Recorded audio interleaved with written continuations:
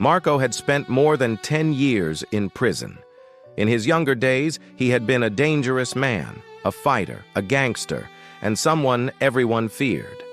But now, he was old and weak. The prison doctor told him he had stage 4 cancer. "You only have 4 or 5 months to live," the doctor said. Marco just nodded. He did not cry or panic. He knew his end was near. The warden called Marco one day. "You have a daughter outside, don't you? If she agrees, we can release you under house arrest. You will wear an ankle monitor, but you can live with her until you die." Marco stayed silent. He had not seen his daughter, Sophia, for 12 years. He didn't know if she would even want him near her. Sophia's life had been full of pain. Her mother had died years ago, and her father had been in prison most of her life. She had grown up alone, made mistakes, and married a man named Victor who drank too much. That marriage ended badly, and now Sophia lived as a single mother with her 12-year-old son, Luca. Sophia worked as a waitress in a small restaurant. She struggled every day to pay for Luca's medicine because the boy suffered from seizures. Sometimes she didn't even have enough money to buy his tablets. She was tired, overworked, and constantly worried about the future. One evening, the phone rang. Luca answered. On the other side of the line, a voice asked, "Is this Sophia?" When Sophia heard the voice, her heart stopped. It was her father. Marco said, "Sophia, it's me. I am very sick. I don't have long to live. Please, let me stay with you for my last months. I can pay the rent. I won't disturb your life." Sophia's anger exploded. "You left me for 12 years. You never cared when I needed you. Why now?" she shouted. Marco begged her not to hang up. Finally, when he mentioned her son, she hesitated. She needed money for Luca's medicine. At last, she said, "Fine, you can stay.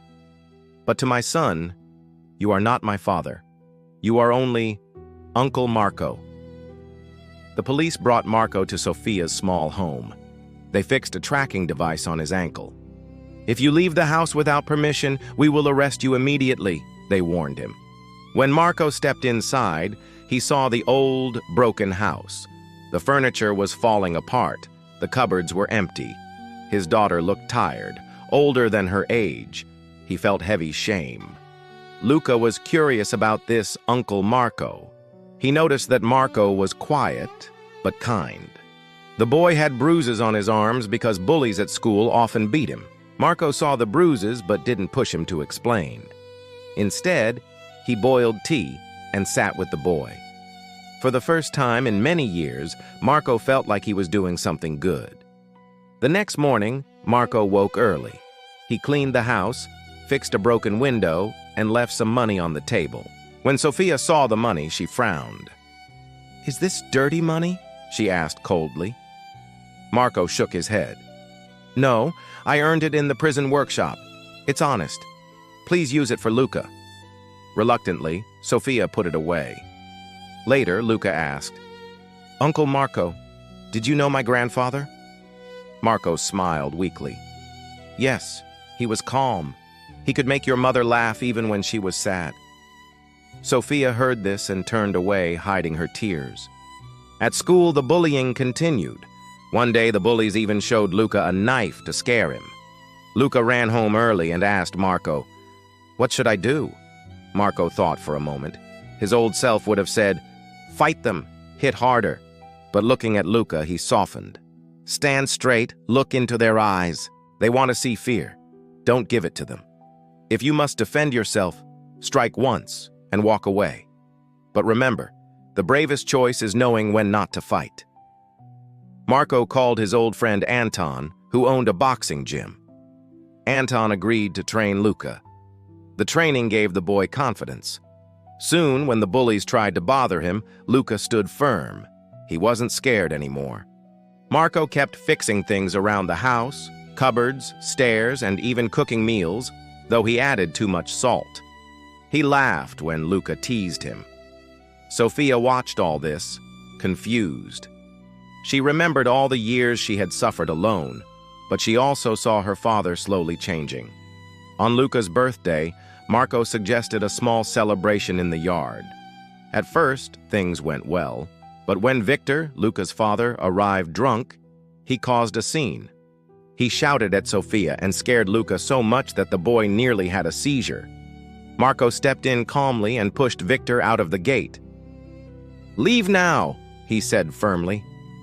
For the first time, Sofia whispered, "Thank you, Papa." But Marco's illness grew worse. He coughed blood, lost weight, and refused to go to the hospital. "I don't want to die in a hospital bed," he said. "I want to spend my last days with you." Sofia finally stopped arguing and began to care for him quietly. With help from Anton, Marco even arranged a proper job for Sofia at an insurance office.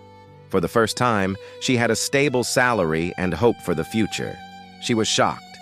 "They hired me without a college degree," she told him. Marco smiled. "You deserved this long ago." One afternoon, Victor returned, furious and drunk. He tried to kidnap Luca from the house. Marco ran after them, fighting despite his weak body. He managed to push Victor away and send Luca running back to Sofia, but the ankle monitor had already alerted the police.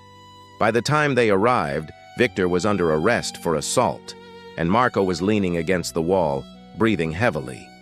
A week later, Marco grew very weak and passed away peacefully in his sleep. At his funeral, Sofia stood in front of friends and neighbors. Her voice shook as she spoke. "My father was not there when I was a child.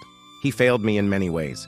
But in the last few months, he tried every single day to make things right. He fixed what he could. He gave what he had. He taught my son to stand tall. And he taught me that people can change, even at the end." Luca stood beside her, holding an old photo of Marco, his grandfather. His eyes were bright, his chin lifted high. Life slowly became steadier. Sofia kept her job and came home earlier. Luca trained in boxing with Anton and did his homework at the kitchen table. On the wall, Sofia hung one of Luca's first boxing gloves. Below it was a note written in Marco's shaky handwriting. "Stand steady." Whenever life was hard again, Sofia would sit on the back steps at sunset. She would remember the short months when her father cooked too salty soup, fixed broken furniture, and taught a boy not to be afraid. She would feel both anger and love, and understand that both could exist. Then she would go inside, kiss her son goodnight, and turn off the lights. The house, though simple, now held all their stories, the broken ones and the mended ones, and kept them safe.